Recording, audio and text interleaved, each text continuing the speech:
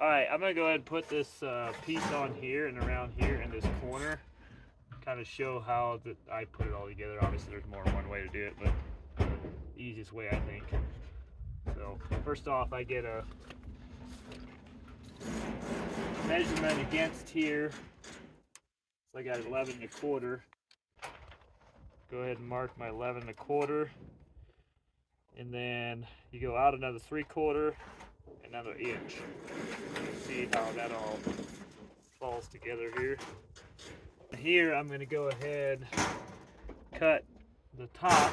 I'm going to cut it back to this line, that middle line, like that. And I come over here.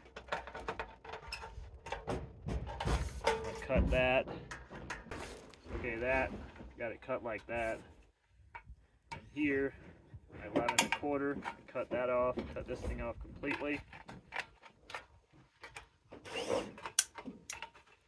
Here I cut it into that. Bend that over.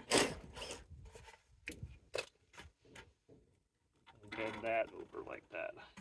See how that kind of comes back? Because that corner's got to come over it like that. And what I do for the top is you could either notch it over your ribs here. I honestly just cut this whole piece off and make it flat.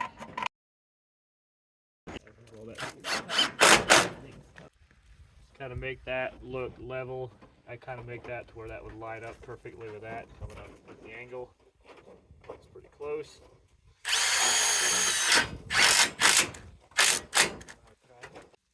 So for this piece coming up here, all you do is cut your angle, which is 212,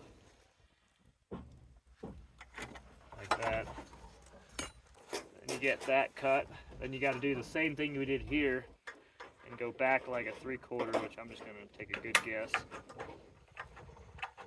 and cut it like that. Alright, so here, if I have one piece, like I said, usually I have it cut right to where I just push it up. But, so go ahead, put the screw right there. Just right there.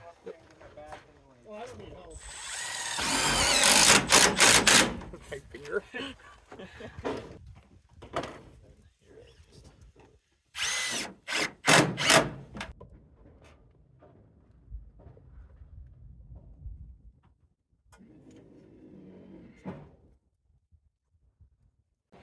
Alright, so now we're going to go ahead and put this corner on, which is always a freaking fun thing to do too.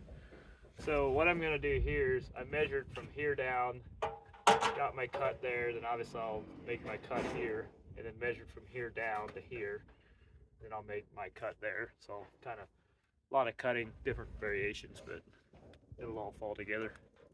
Alright, so here I had 11 1/4 up to there, and this, so that's 11 1/4 up, and this notch out over 1 inch up with the angle there. And then here I came over, dropped down to here, and then I went with this angle up just so right here, so it kind of follows that. It's just, it got me a pain to get it in there, but that's how I do it. And then here I kind of do too is from this measurement is what I measure up to here from the bottom in that crease of that trim, and then I kind of drop it down slightly. So, because if you don't, with this roof pitch going down, there's a hole here, and that just closes it off a little bit better.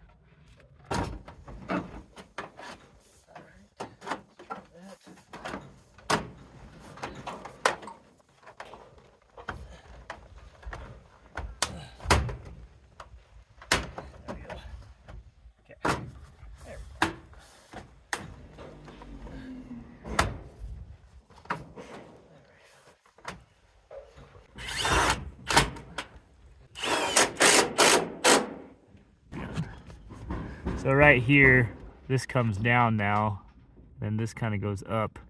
That's up a little bit above that, but this caps it a little bit better. So this, see as this drops down with the angle, that caps it. And I just caulk it for good measure, but in here, like you could run this all the way out if you wanted to. Doesn't really matter.